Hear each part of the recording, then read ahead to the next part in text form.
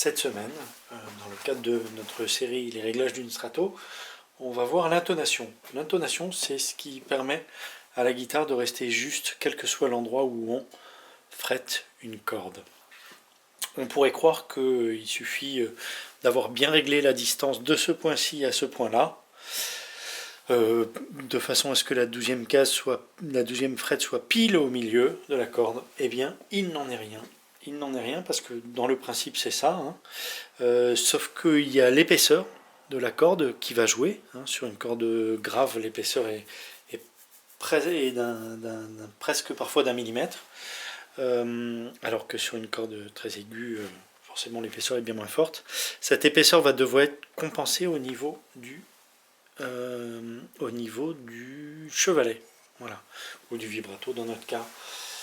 Donc ça va se faire je vais vous faire un gros plan, ça va se faire à ce niveau-là grâce aux vis latérales qui sont ici et qui vont nous permettre de déterminer, de régler la longueur de la corde de façon à ce que on obtienne un bon compromis de justesse du haut du manche au bas du manche. Ou est-ce que c'est l'inverse? Peu importe. Pour ce faire, on va tout simplement vérifier que la corde frettée à la 12e case, cette note-ci, est identique à la note qu'on obtient en faisant une harmonique naturelle.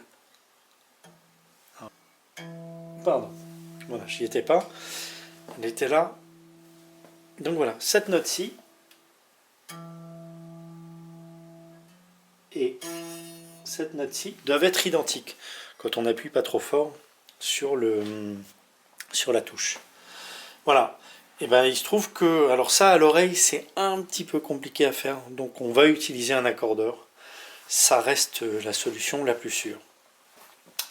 Donc on va regarder ça. Je vous explique rapidement le principe. Grosso modo, l'harmonique naturelle qu'on joue là, donc sans appuyer sur la touche, juste en posant la pulpe du doigt sur le bord de la corde et en jouant à la 12e frette, on a donc dans notre cas un Mi, donc qui est une harmonique naturelle de Mi.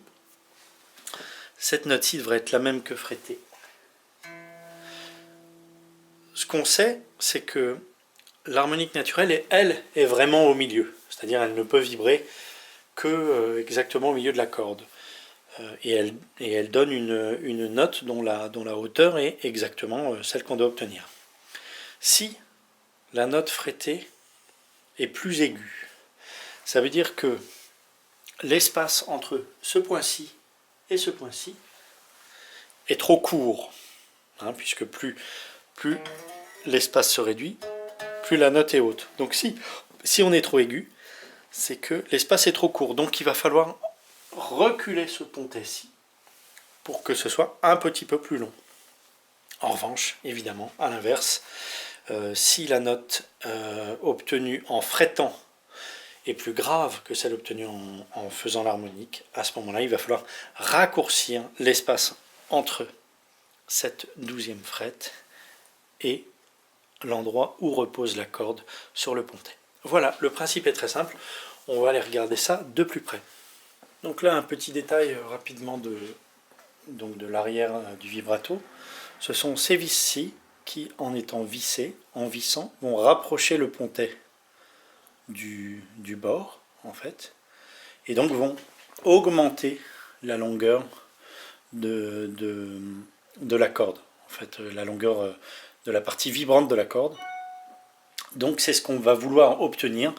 Donc en vissant, c'est-à-dire en tournant dans le sens des aiguilles d'une montre, en vissant on va rapprocher le pontet, on va donc augmenter la distance. C'est au cas où la note frettée soit plus aiguë que l'harmonique naturelle.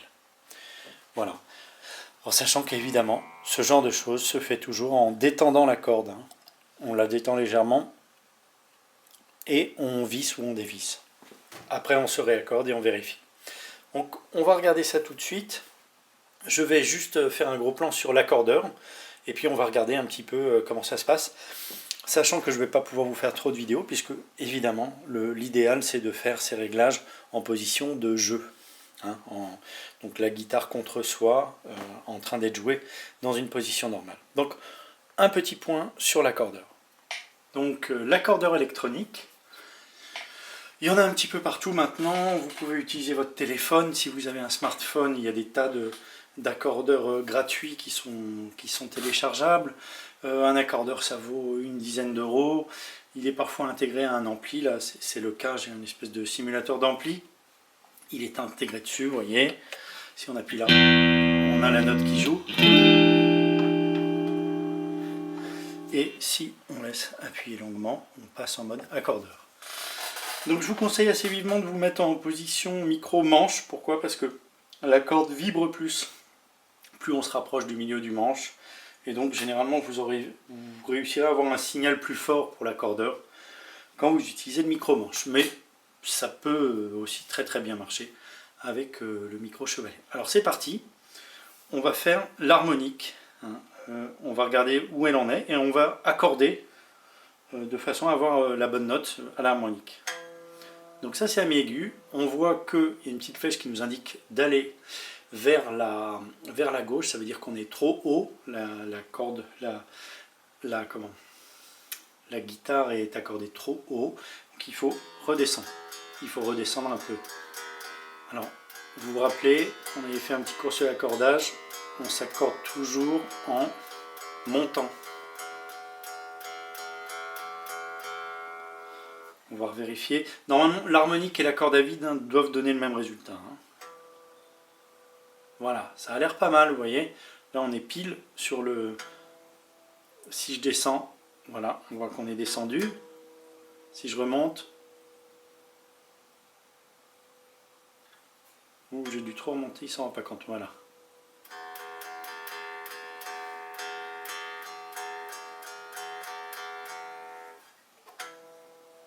Encore un peu bas. Encore un peu bas.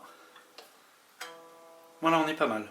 Et maintenant, j'essaye en frettant, tout simplement, la 12e case, sans appuyer trop fort.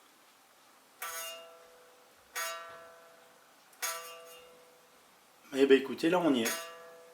Ça a l'air plutôt pas mal, à part que ça frise, mais c'est plutôt pas mal. On est peut-être un tout petit peu en dessous. On va essayer avec la corde de La. Donc là on a vu, ça fait un E, c'est la notation anglaise. E étant le Mi, ensuite le La c'est A, Mi, La, Ré, le Ré c'est D, le Sol c'est G, le Si c'est B et le Mi c'est à nouveau E. Donc si je fais le La, voilà, je suis en A, Mi, La, Ré, on est en D, Sol, G, Si, B, Mi, E. Voilà. Donc on va accorder notre corde de La.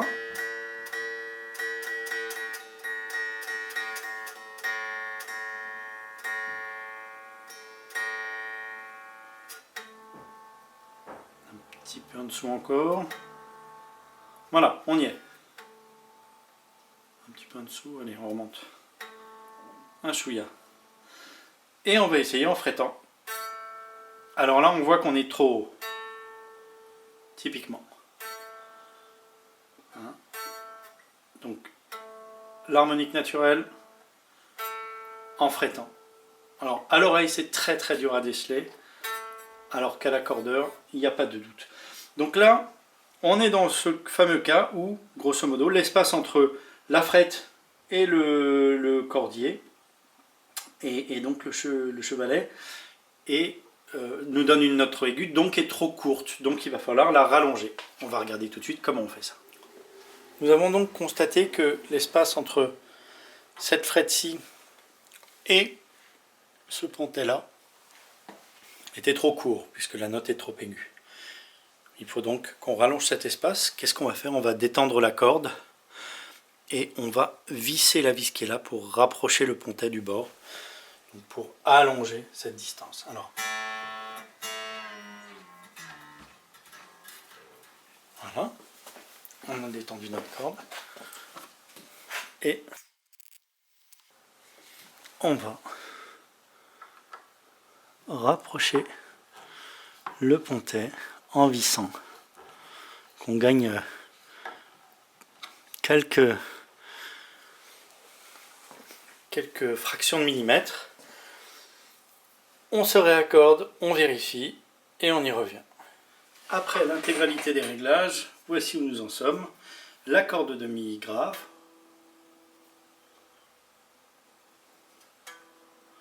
Donc l'harmonique. La note jouée, c'est pas mal. La. Donc l'harmonique et la note frétée, elle est peut-être encore un tout petit peu haute. La Ré.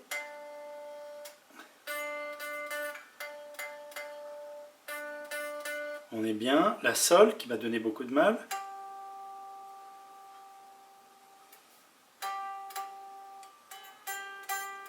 Et on est encore un tout petit peu haut peut-être. Mais c'est pas si mal, ça frise horriblement. La Si.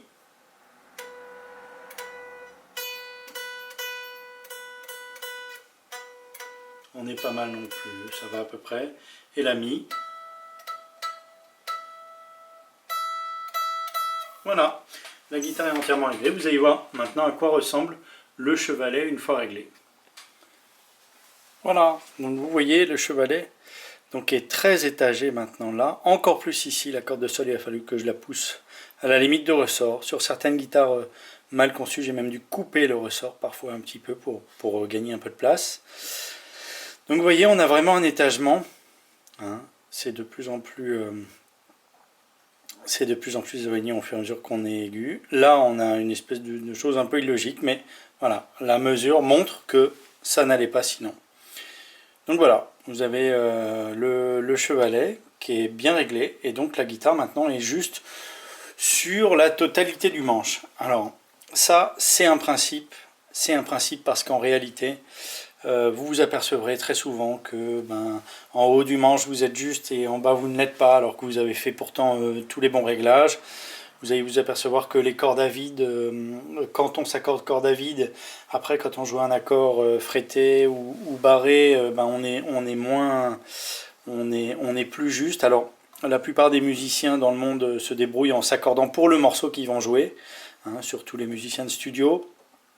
Après, il y a des tas de gens qui ont cherché des solutions dont on parlera plus tard. Moi, une solution que je trouve très pratique, c'est un sillet compensé qui s'appelle le sillet Irvana. Il y a d'autres systèmes, le très fameux système Buzz-Feiten aussi, ou Buzz-Feiten, je ne sais pas comment on dit. Donc voilà, il y a plein de solutions pour améliorer cette intonation de la guitare sur la totalité du manche, ou pour plus exactement améliorer la qualité de l'intonation des cordes à vide, parce que c'est là qu'est le problème. C'est-à-dire que quand on frette, on peut avoir réglé sa guitare pour qu'elle soit juste sur tout le manche, mais d'un seul coup, les cordes à vide, comme elles sont plus haut, comme elles n'ont pas la tension du doigt qui appuie dessus, il y a une différence de tonalité qui se ressent plus ou moins fortement en fonction des musiciens.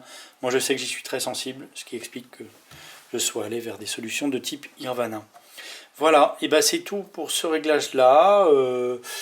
Après, je ne sais plus ce qu'on verra. Je pense qu'on regardera un petit peu tout ce qui est de l'ordre du nettoyage Ah ben non, on va regarder la hauteur des micros après. Voilà.